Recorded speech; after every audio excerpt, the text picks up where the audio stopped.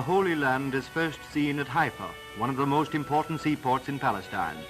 Center of commerce and industry, its strategic position bids fair to make it a focal point for shipping throughout the Orient.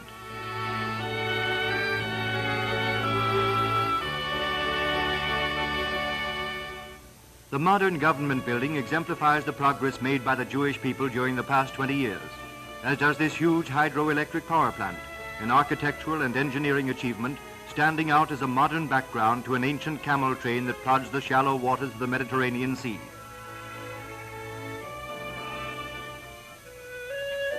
On the road to Galilee, to the ancient town of Nazareth, where he who is called the Nazarene dwelt in his childhood. It has changed but little in many centuries.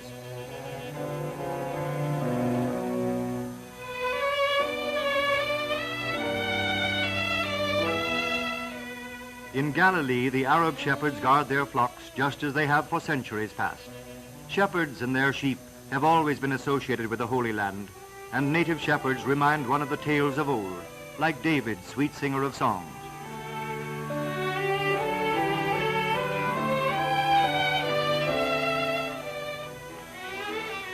Returning to the coast, the Jewish city of Tel Aviv stands out on the banks of the great Mediterranean Sea.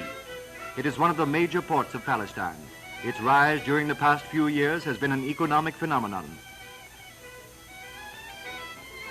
From a mere wasteland of sand dunes in 1936, today its beach is classed among the finest on the Mediterranean shore. Here is the modern romance of Palestine. Here the development of industries, the building of fine structures, the employment of thousands in constructive occupations, brings the city of Tel Aviv to an envious place among the cities and ports of Palestine.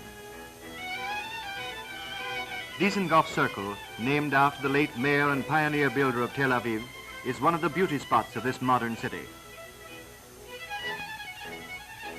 The newer generation looks ahead with hope and courage for the years to come, and the Boy and Girl Scouts, called a Maccabee after the Maccabee warriors of ancient times, form a bulwark of strength for the survival of new Palestine. In the agricultural settlements, young people are more in evidence than they are anywhere else in the world. The immigration of youth is the keystone not only of the agricultural expansion, but of the entire structure of New Palestine.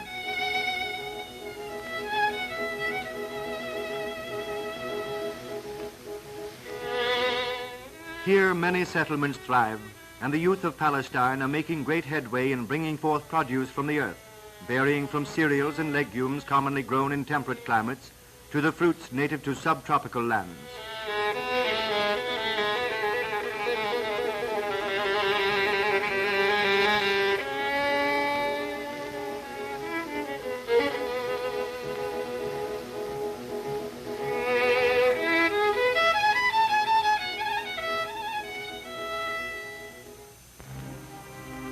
Near Tel Aviv is Jaffa, where fishing plays a most important part in the lives of its people.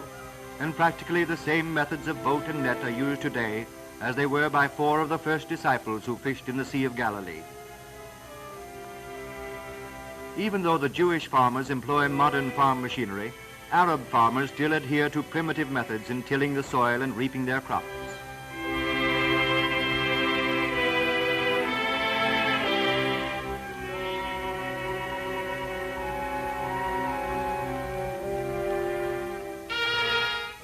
Within the city of Bethlehem stands the Church of the Nativity, oldest Christian church in the world.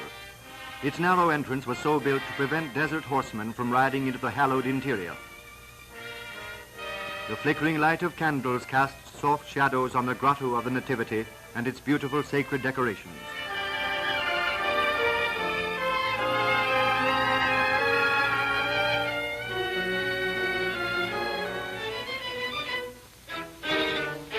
From Bethlehem to the holy city, Jerusalem the Golden, lying serenely across the valley. The new city of Jerusalem is banked with modern stores and massive buildings that stand out in sharp contrast to the ancient city of biblical days. It has been the chief city of Palestine for 3,000 years and bears a name which was held to denote the abode of peace. Jerusalem holds the supreme place in the world's reverence. To Jew, Christian, and Mohammedan alike, it is the holy city.